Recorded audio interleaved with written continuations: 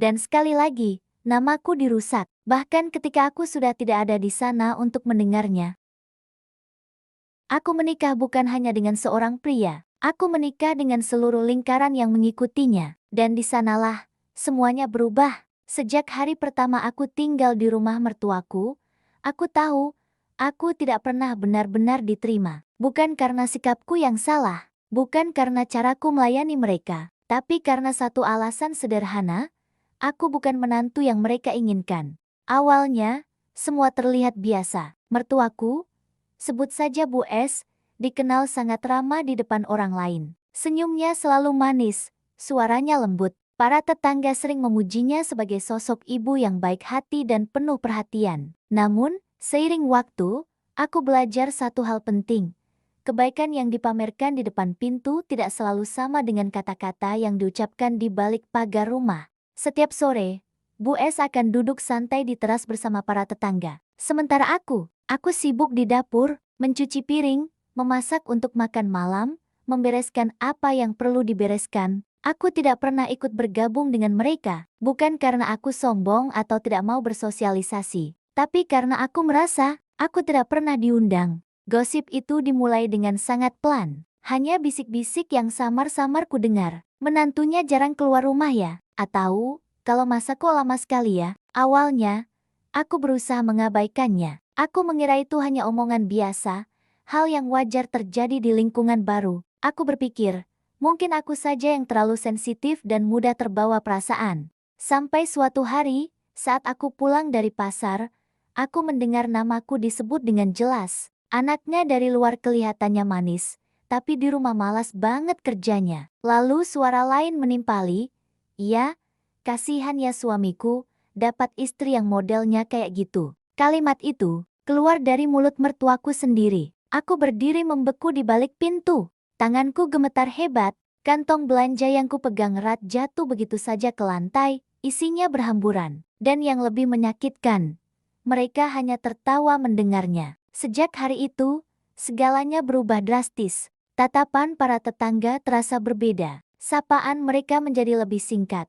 Senyum yang mereka berikan terasa begitu dipaksakan. Aku mulai merasa seperti orang asing di rumah yang seharusnya menjadi tempatku bernaung setiap hari. Reputasiku hancur tanpa aku bisa membela diri. Aku dicap sebagai istri pemalas, istri yang cerewet, istri yang tidak tahu diri dan tidak menghormati orang tua. Padahal, kenyataannya aku bangun paling pagi di rumah itu. Aku juga yang tidur paling malam setelah memastikan semua pekerjaan selesai. Aku sering menangis diam-diam di kamar mandi, membekap mulutku dengan handuk agar tidak ada satu orang pun yang mendengar isak tangisku. Aku merasa sendirian. Aku pernah mencoba, sekali, memberanikan diri untuk bicara pada suamiku. Dengan pelan-pelan, aku ceritakan apa yang kurasakan. Aku bilang padanya kalau aku lelah. Aku bilang aku sangat terluka dengan semua perkataan dan perlakuan ini. Tapi, responsnya hanya kalimat singkat yang membuatku semakin terpuruk. Sabar ya.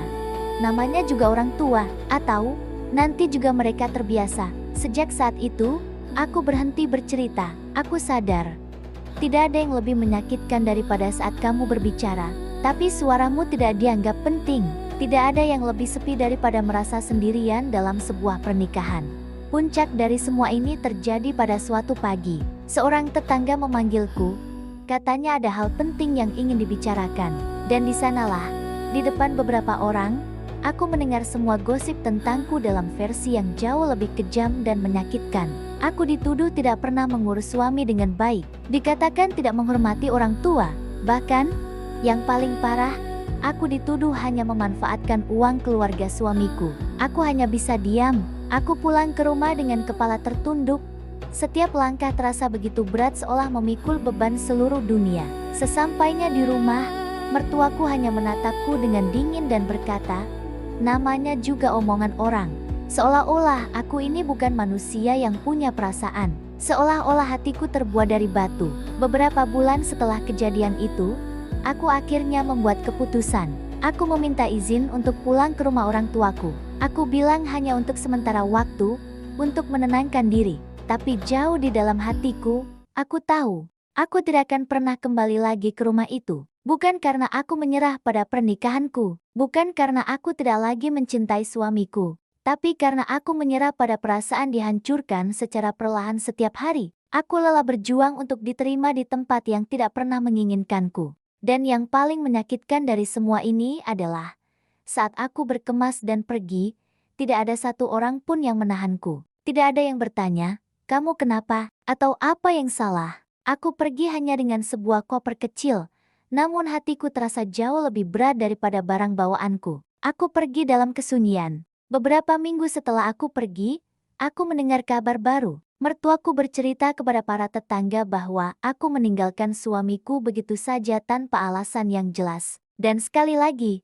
namaku dirusak, bahkan ketika aku sudah tidak ada di sana untuk mendengarnya. Kadang, luka terbesar dalam hidup bukan datang dari orang asing yang tidak kita kenal, melainkan dari keluarga yang seharusnya menjadi rumah tempat kita pulang. Dan ada pernikahan yang tidak hancur karena perselingkuhan atau masalah keuangan, tetapi hancur karena kata-kata tajam yang disebarkan dari mulut ke mulut, menghancurkan segalanya secara perlahan hingga tak ada lagi yang tersisa.